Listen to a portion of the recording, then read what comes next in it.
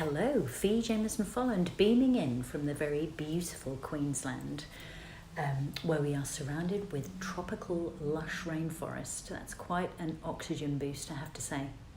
So this week's topic is, are meds, is medication the only option? Well, I'm very pleased to say and happy to say that it's not. Now, this comes with the clear message that I have nothing against medication. It absolutely saves lives.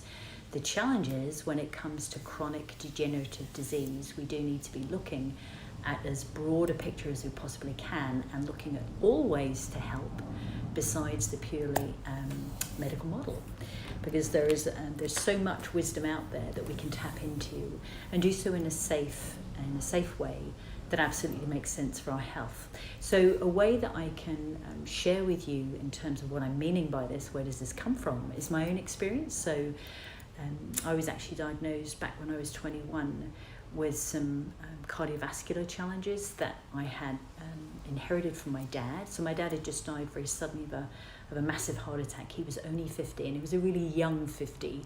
He looked pretty nifty. He was fit, resilient.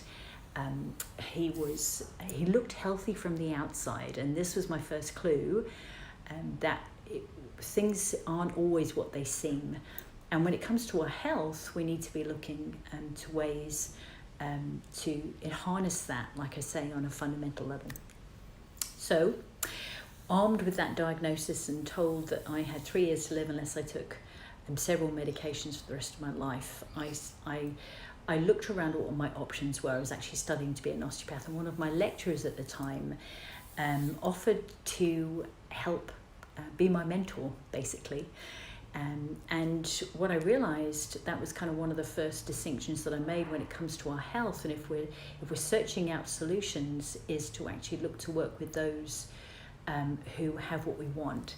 And so I'm very happy to say that I'm super blessed to have been able to work with this gentleman who's actually he was a medical doctor and a medical herbalist, and showed me the ways to actually adjust my lifestyle to create more balance.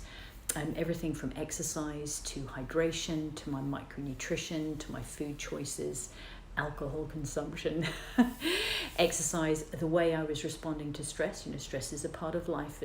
A key can be how we respond to it. And so that's one of the keys is to find someone who has what we want or has experience that in that area, and to work with them when we're ready to actually follow what they're recommending, which I definitely was ready to do. I certainly wasn't ready to be dead within 3 years, and I'm very happy. It's 29 years on, and I'm happier and healthier than I was then, and I've never taken that medication. I'm very blessed to say, very fortunate.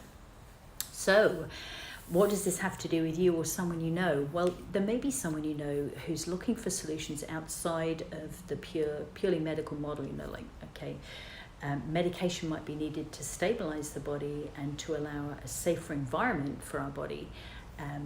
However, there are changes that we can be making to maybe work towards safely reducing those in conjunction with a primary healthcare practitioner who are working on with the meds, and to find a safe way to be able to build the strength of our system, the resilience of our system, so that we can be having the best of both worlds.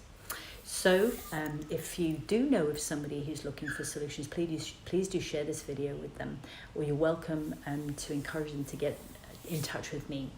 I'd be more than happy to connect with them and brainstorm ways that they could be looking at to harness and find potential solutions for their own health.